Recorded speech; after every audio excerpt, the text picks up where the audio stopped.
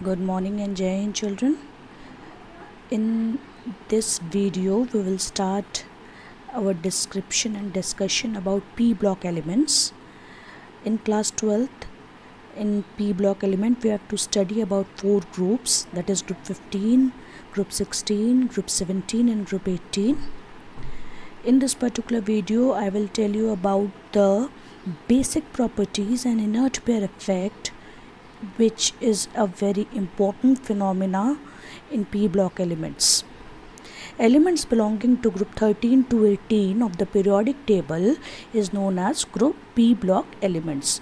Group 13 to group 18 elements are known as P block elements. There are 6 groups actually, 13, 14, 15, 16, 17 and 18. The outermost electronic configuration of P block element is ns2 np6. In fact, ns2 np1 to 6. So the last electron enters in p subshell, but here is an exception, helium. Its last electron enters in s subshell, but still due to its property it is kept in P block element, as we know that helium is a noble gas. Now moving further, this particular group consists of all types of elements. The metals, non-metals, metalloids. That's why there is a huge, you can say, differences in properties in this particular block.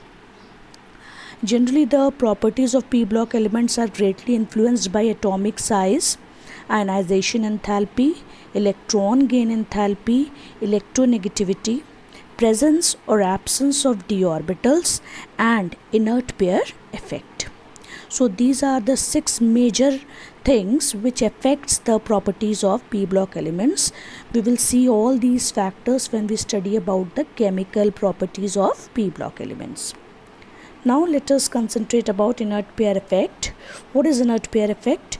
Inert pair effect may be defined as the property in which s electrons becomes reluctant or inert towards bonding. Which s electrons? The s electrons which are present in the outermost shell. As we have seen, the outermost electronic configuration is ns2 np1 to 6. So these the outermost electrons which are present in the valence shell, they become reluctant in bonding, that is they does not participate in bonding. In other words, s electrons do not participate in the bonding due to high energy needed for unpairing them.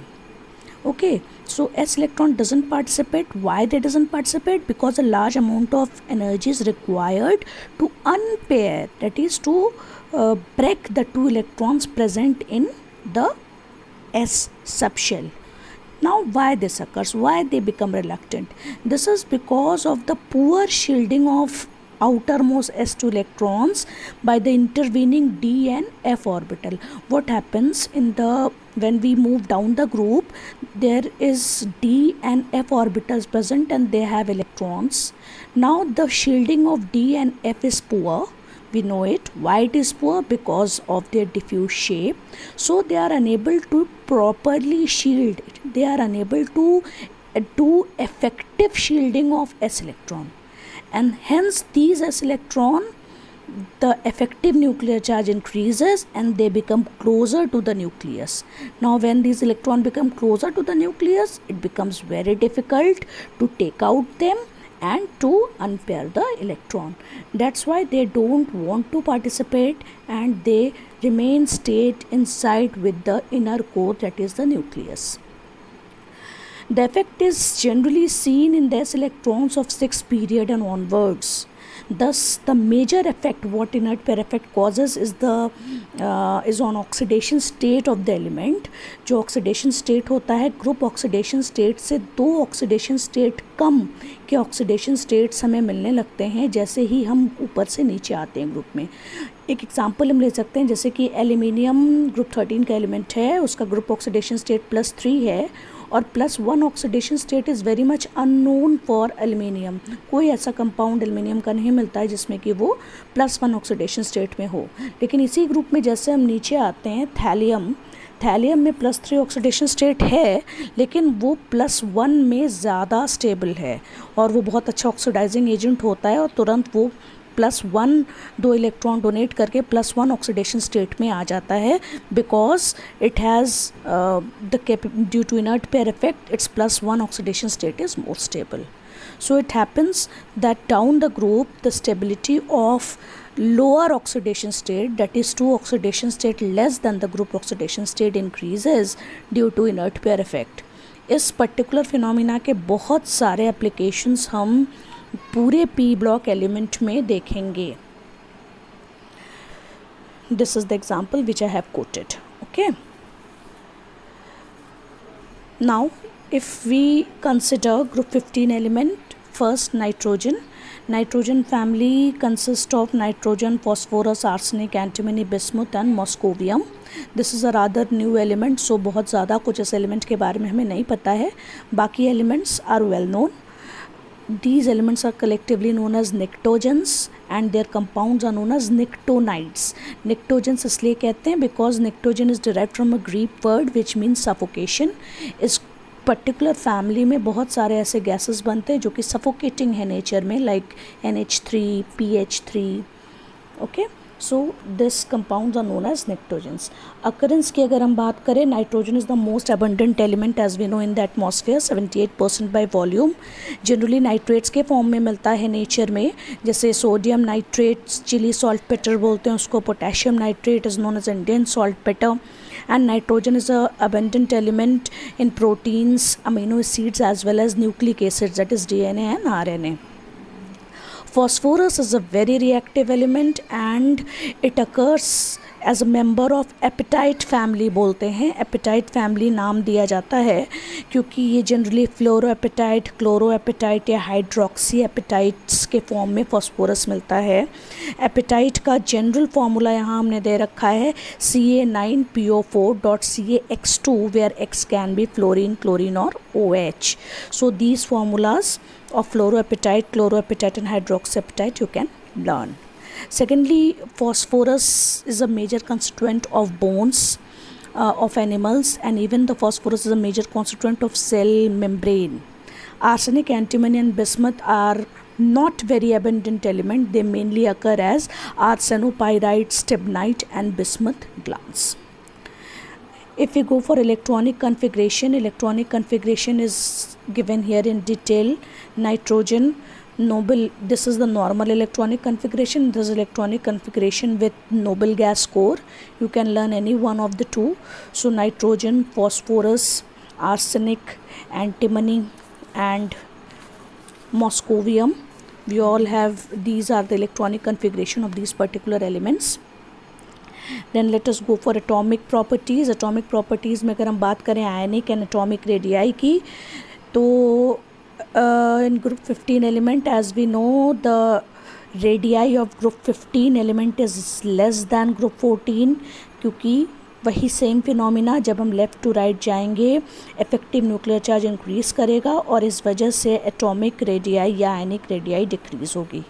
ऊपर से नीचे जब हम आएंगे as usual atomic and ionic radii will increase. Top to bottom there will be an increase in atomic and ionic radii. Ionisation enthalpy की अगर हम बात करें, this is the second atomic property. A very peculiar thing कि group 15 elements की ionisation enthalpy group 14 से ज़्यादा होती है, जबकि रिवर्स इज़ एक्सपेक्टेड, होना कम चाहिए क्योंकि left to right ionisation enthalpy घटती है, लेकिन ग्रुप 15 एलिमेंट्स की ज़्यादा होती है ग्रुप 14 एलिमेंट्स से. क्यों? Because of the stable half filled configuration. उनकी जो कन्फिग्रेशन होती है NH2NP3, P में 3 इलेक्ट्रॉन 6 होने चाहिए, 3 पाए जाते हैं ग्रुप 15 में आउटर मोस्ट शेल P में, इसलिए due to half filled stability of their electronic configuration they have higher ionisation enthalpies. Electronegativity की अगर हम बात करें तो group 15 elements have high electronegativities. In fact nitrogen is one of the most electronegative elements, इतना ज़्यादा इलेक्ट्रोनेगेटिव कि वो हाइड्रोजन बॉन्डिंग बना सकता है. However electronegativity decreases down the group. Now let us come to physical properties. Physical properties में metallic character सबसे important है। Metallic character P block element में ऊपर से नीचे बढ़ता है। इट इज़ एज यूजुअल, पूरे पीरियोडिक टेबल में ही हम ये देखते हैं कि metallic character increases down the group. तो इनफैक्ट अगर हम ग्रुप 15 की बात करें तो nitrogen and phosphorus are non metals, arsenic and antimony are metalloids, and bismuth is metal. So metallic property increases down the group. Melting point and boiling point में एक बहुत इंटरेस्टिंग सा फिनोमेना यहाँ है। Melting point and boiling point पहले बढ़ता है और फिर वो घटता है। मतलब अगर हम बात करें melting point and boiling point की, तो मेल्टिंग पॉइंट जो है वो पहले नाइट्रोजन टू आर्सेनिक बढ़ेगा और फिर antimony to bismuth it will decrease. तो इसका रीज़न क्या है? The melting point increases down the group from nitrogen to arsenic due to increase in their atomic size. तो first it will increase because atomic size increases. Secondly, antimony से bismuth क्यों decrease करता है? Size वहाँ पे बढ़ रही है बट मेल्टिंग पॉइंट डिक्रीजेज, क्योंकि यहाँ इनर्ट पेयर इफेक्ट के कारण 5 कोवेलेंट बॉन्ड्स की बजाय 3 कोवेलेंट बॉन्ड्स बनाने की टेंडेंसी बढ़ जाती है। +5 से +3 ऑक्सीडेशन स्टेट्स में एलिमेंट प्रेफर करते हैं आना due to reluctance of the participation of s electrons in bonding which is known as inert pair effect. So 5 covalent bonds के बजाय 3 कोवेलेंट बॉन्ड्स बनाने लगते हैं और इसकी वजह से वीकर इंटरैक्शंस होते हैं and that's why the melting points become less. The boiling point has a regular increase due to increase in atomic sizes. Boiling point में कोई इस तरह का प्रॉब्लम नहीं है। There is a regular increase down the group from nitrogen to bismuth due to increase in atomic sizes. Density की अगर हम बात करें तो density of the elements of group 15 increases regularly from top to bottom, that is nitrogen to bismuth. और allotropy is the last physical property. Allotropy का मतलब होता है existence of an element in more than 1 physical forms. तो यहाँ nitrogen और bismuth जो है वो एलोट्रॉपी शो नहीं करते हैं, बट फॉस्फोरस, आर्सेनिक, एंटीमनी ये तीनों ही एलिमेंट्स एलोट्रॉपी शो करते हैं। इनफैक्ट फॉस्फोरस वाइट, रेड और ब्लैक फॉस्फोरस में मिलता है। हम डिटेल में स्टडी करेंगे आगे फॉस्फोरस के एलोट्रॉप्स के बारे में।